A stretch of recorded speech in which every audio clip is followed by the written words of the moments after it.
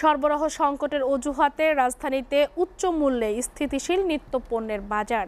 বেশিরভাগ সবজির কেজি 40 থেকে 60 টাকা। স্বস্তির খবর নেই মাছ মাংসের বাজারেও। দ্রব্যমূল্যের লাগামহীন দাম বৃদ্ধিতে সংসার নিয়ে বিপাকে মধ্যবিত্তরা। অসাধু ব্যবসায়ী সিন্ডিকেট ভাঙতে সরকার ব্যর্থ বলে অভিযোগ ক্রেতাদের। সাজ্জাদ জাহানের প্রতিবেদন। কোনোভাবেই নিত্যপণ্যের দাম বৃদ্ধির লাগাম টানা যাচ্ছে না, বেড়েই চলেছে সব রকম পণ্যের দাম। এতে চাপ বেড়েছে মধ্যবিত্তের সংসারে। সরবরাহ সংকটের অজুহাত দেখিয়ে মাছ, মাংস, মুরগি ও সবজির দাম বাড়িয়েছেন বিক্রেতারা। বাজার দর তো মুরগির দাম বেশি, 380 টাকা এই যে কর্ক মুরগি যেটা, আর ব্রয়লারের 220 টাকা দাম বাইরে গেছে। সবজির দামও বাড়তির দিকে। সবগুলোই দেখলাম যে কেজিতে সবজি 10 টাকা কত ইয়ের চেয়ে বা ইউজার আগের চেয়ে বাড়তি। বিভিন্ন নিত্যপণ্যের সরকার নির্ধারিত মূল্য উপেক্ষা করে সাধারণ মানুষের পকেট কাটছে অসাধু সিন্ডিকেট। তেলের দাম বাড়তি, তেলের দাম চাইলে জায়গা এটা কত 790 কিনা 800 চাই, 790 কিনা 800 চাই একটা জায়গা। চাউলের দাম রমজানে বাড়ছিল, বাড়তি অবস্থা আছে। বিশেষ করে জিরার দাম কমছে অনেক। জিরা ছিল 800, 600 বাড়ছে। এলাচির দাম অতিরিক্ত, 2200 টাকার এলাচি 3000 টাকা, 1300 টাকার লবঙ্গ 1500 টাকা।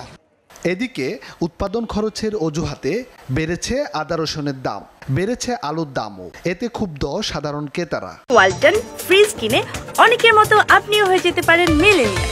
সেরা পণ্যের সেরা অফার।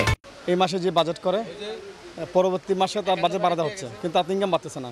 তো প্রতি মাসে তাকে কম খেতে হচ্ছে, মানে গত মাস হচ্ছে এই মাসে তাকে কম খেতে হচ্ছে। তো ব্যাপার করে প্রতি মাসে মাসে কম খেতে গেতে ওর অবস্থা খুব টাইট। স্বস্তি নেই মাছের বাজারেও। বিক্রেতাদের দাবি সরবরাহ কম থাকায় সব রকম মাছের দাম বেড়েছে। অন্য বাজারের তুলনা থেকে আজকে অনেক বেশি দাম মাছ। যদি এভাবে হয় তাহলে মানুষ কিভাবে কি করবে, কিভাবে খাইবে কিনা। এই জন্য সবজির দামটা একটু বেশি। সব মিলাই মনে করেন যে নির্ময়ের মানুষের জন্য জীবনযাত্রাটা একটু কঠিনই হয়ে গেছে আর কি। কাঁচামাল তো 2 একদিন একটু কম থাকে, 2 একদিন একটু বেশি থাকে।